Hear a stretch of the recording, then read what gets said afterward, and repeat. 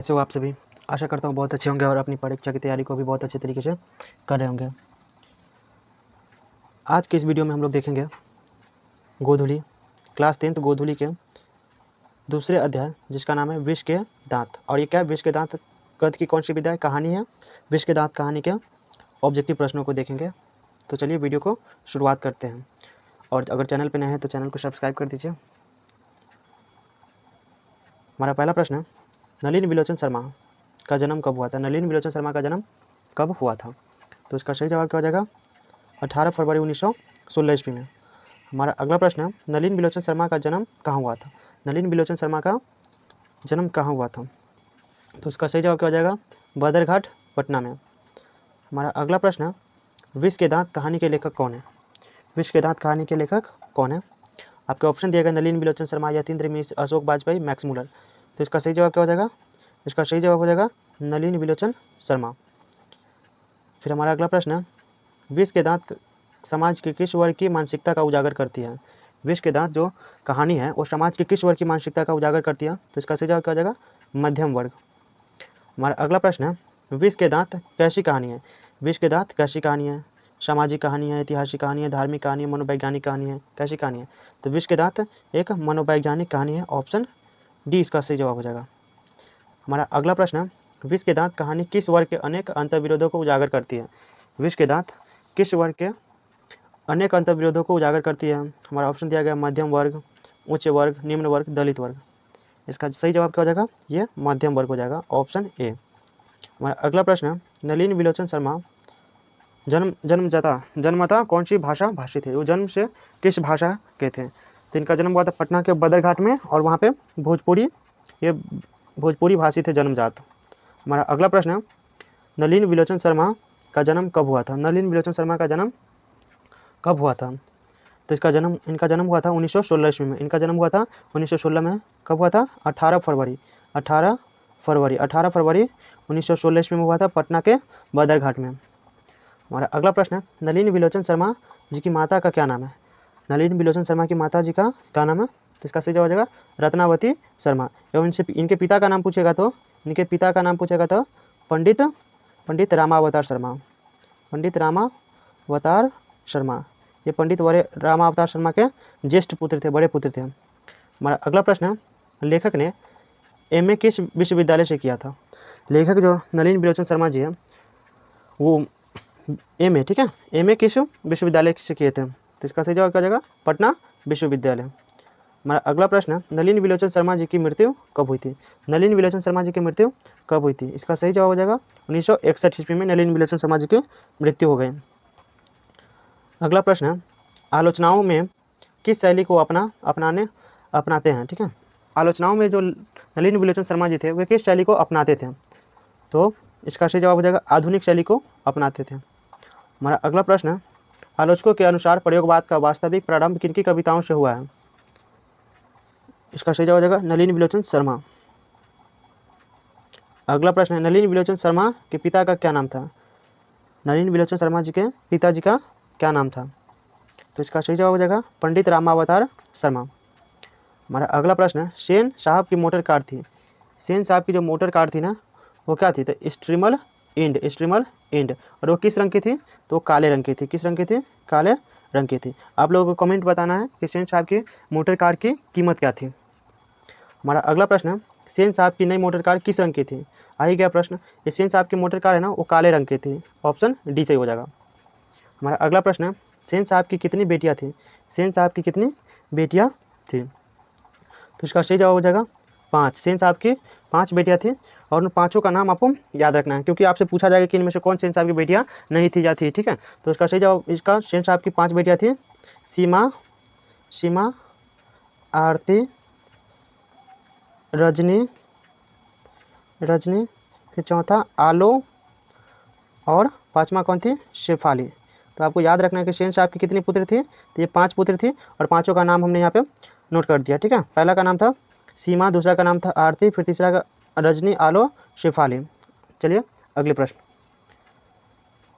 किससे मोटर की चमक दमक को कोई खतरा नहीं था। किससे मोटर की चमक दमक को कोई खतरा नहीं था। किससे नहीं था मोटर की खतरा?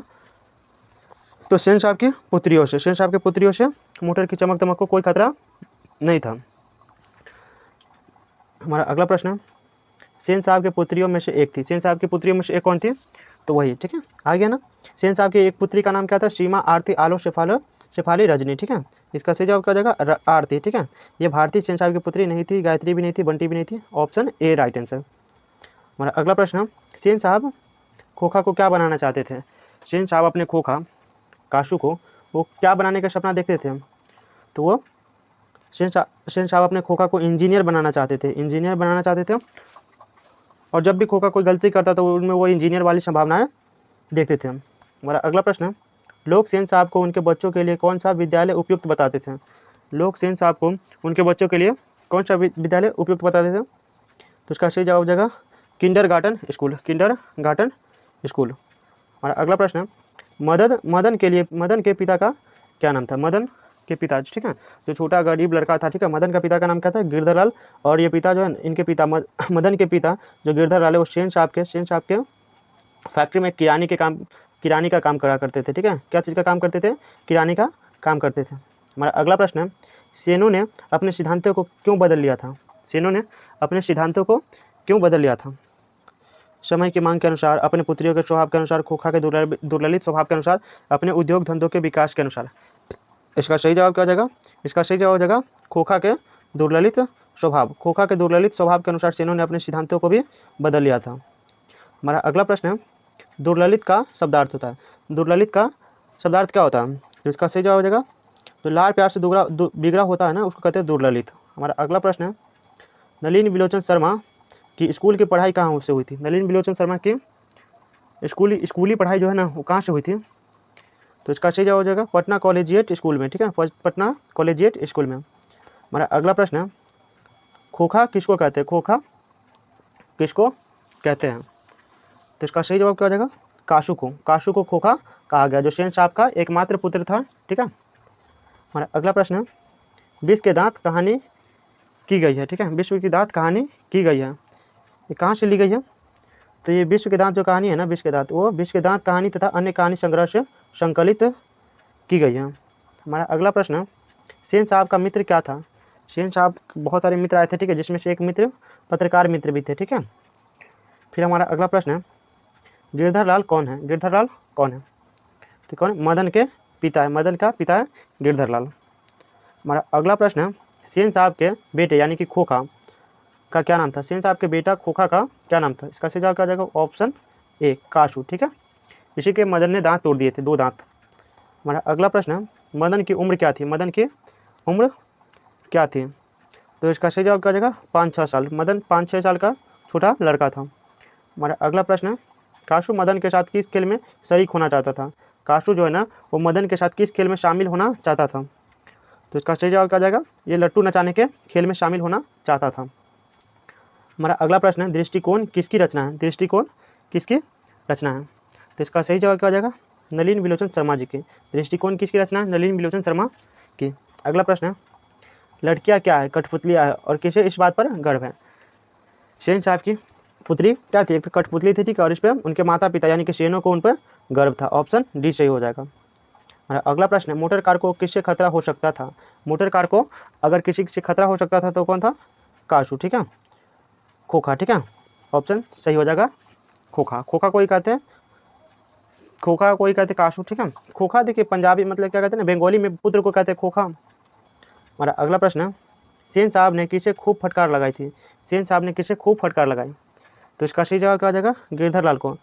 देखिए सेन साहब ने तो मतलब पहले मदन की माँ को बुलाया और मदन को ले जाने को कहा, और इसके बाद क्या कहते हैं ना, फिर बाद में ना सेन साहब ने मतलब गिरधरलाल को बुलाया, मदन के पिता को, और खूब फटकार लगाई, और इसी में आया कि क्या, समझाओ अपने बच्चों को, ऐसे लड़के आगे चल के चोर गुंडे और डाकू बनते हैं। फिर हमारा अगला प्रश्न है, कौवा की जमात में शामिल होने के लिए कौन ललक गया, तो हंस, ठीक है, यहाँ पे हंस कौन है, हंस था काशू, ठीक है, और कौवा की जमात कौन था, तो कौवा की जमात था मदन और उनके मित्र, मदन और उसके मित्रगण, ठीक है, ये सब क्या है, कौवे की जमात की उपमा दिया गया। हमारा अगला प्रश्न है, मदन अक्सर किसके हाथों पिटता था, तो इसका सही जवाब क्या हो जाएगा, पिता के हाथों। लेकिन लास्ट दिन क्या हुआ था आपको पता है। हमारा अगला प्रश्न है, खोखा को ट्रेनिंग देने के लिए घर पर कौन आता था? खोखा को ट्रेनिंग देने के लिए घर पर कौन आता था?